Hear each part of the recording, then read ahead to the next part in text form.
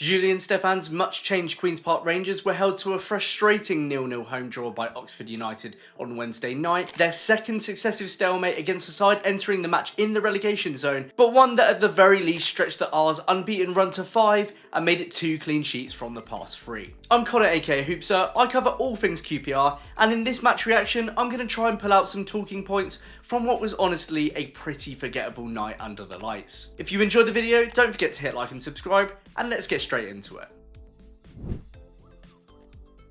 Having named an unchanged starting 11 for the previous 3 fixtures in a row, Stefan made a surprising 5 changes for Oxford United, swapping in Steve Cook, Sam Field, Isaac Hayden, Karamoko Dembele and Mickey Frey in place of Liam Morrison, Nicholas Madsen, Jonathan Varane, Koki Saito and Roman Burrell. It looked like too much rotation from the get-go, and watching this uneventful game unfold, one in which Rangers had just one shot on target, the only from either side in the entire match, it proved to be just that. The reality is Cook, Field, Hayden, Frey and even Dembele as of late have played very little football this season so far, and from very early in the first half that's exactly how they looked. The passing was slow and sloppy, the play was uninventive, and without the players that have provided the pace, power and creativity that had really shone in that hat-trick of wins in the side, this QPR team struggled to break down an organised Oxford United that refused to break shape, not that they were given very much reason to. And the return of some of these players reintroduced some familiar issues. Field, even when in plenty of space, struggled to work the ball forwards, and next to a very similar type of player in Hayden,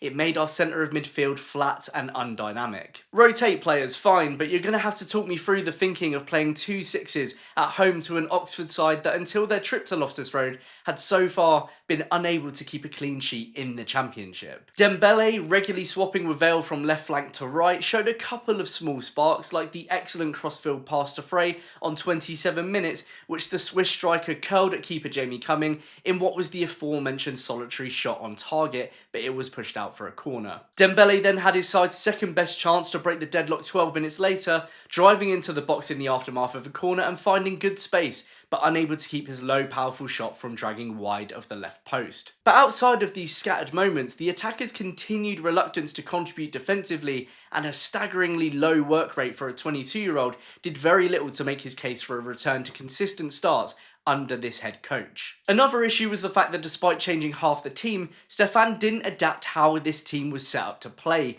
and given how limited some of these selections are, it didn't get the best out of anyone. Up top is a particularly good example, Frey bizarrely the 9 and Kone behind him, a tactical choice that has worked exceptionally well with the pace of Burrell, but did neither forward any favours in this case. Kone often forced deep or out onto the wing, and growing increasingly frustrated and isolated as his peers struggled to find him. This QPR squad on paper has much more depth than we've seen in recent years, but the gulf between first and second choice is big, and they can't all play in the same way. If you rip out the whole spine of your team in favour of a different one, you're going to need to give them different instructions. I will give praise to our defence, which has had a pretty remarkable turnaround since August and limited the Oxford attack to very little of note in this first half. Mabenge was strong and assertive, as was Norrington Davies, aside from one nearly costly slip-up at the back. Cook, who rounded off the half with a decent shot just over the bar, which was followed by one of Plaqueta's own down our end shortly after, also looked back to his reliable self in his first start since Coventry,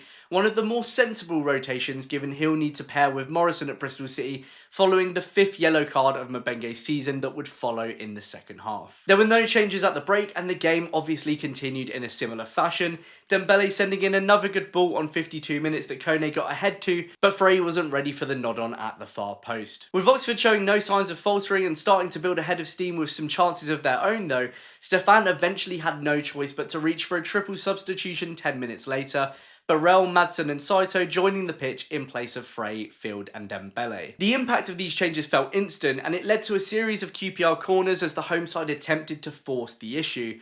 But Oxford remained regimented after weathering that initial uptick, and you never truly got the sense that the R's were going to find a goal. Paul Smith was called upon next on 75 minutes in place of Vale, the winger a player it felt like the game really was calling out for, but after a foul within seconds of being on the pitch, he spent most of his time tucked inside when his trademark wing play was what was really needed. Varane was then the final addition 6 minutes later in place of Hayden, but struggled to have much of an impact either. The best chances of the final stages of the game came once again from Cook, first when when the centre-back played an incisive grounded cross from the right that no one capitalised upon, and the second a great breakaway from his marker in the box to meet a Madsen corner on 82 minutes, but he couldn't keep his header on target. In truth, the most exciting moment of this match came right at the death when Norrington Davies earned himself a yellow card for shoving Gary Rowett on the way back from collecting the ball for a throw-in. I have no idea what Sheffield United fans were on about with Norrington Davies, he's bloody great. So that was that. One of those evenings you walk away from Loftus Road wondering honestly why you were there, and a match that was somehow more boring than when we last played Oxford United at home on a Wednesday night. There are no gimmies in this league, but it's hard not to say that we threw away a great opportunity for a home win there had we gone full strength. Naturally, after the match, Stefan doubled down on this being a 3-game week, but with already another international break to follow after Saturday's trip, it's hard to see why a couple of changes wouldn't have sufficed rather than 5. We've also seen plenty of times that resting players doesn't exactly guarantee a top performance from them in the next game either, so I really hope that doesn't come back to bite Stefan in Bristol on Saturday. Still, 5 unbeaten, second clean sheet in 3, and hopefully we can keep the run going this weekend and forget all about that match. Right, that's all from me, it's over to you. What did you think about this performance? Let me know in the comments down below. Thank you so much for tuning into this match reaction. If you're new to Hoopsa and you've somehow enjoyed me talking through the non-events of this match, please consider hitting like and subscribe, and hopefully I'll see you next time for my Bristol City match preview. Cheers!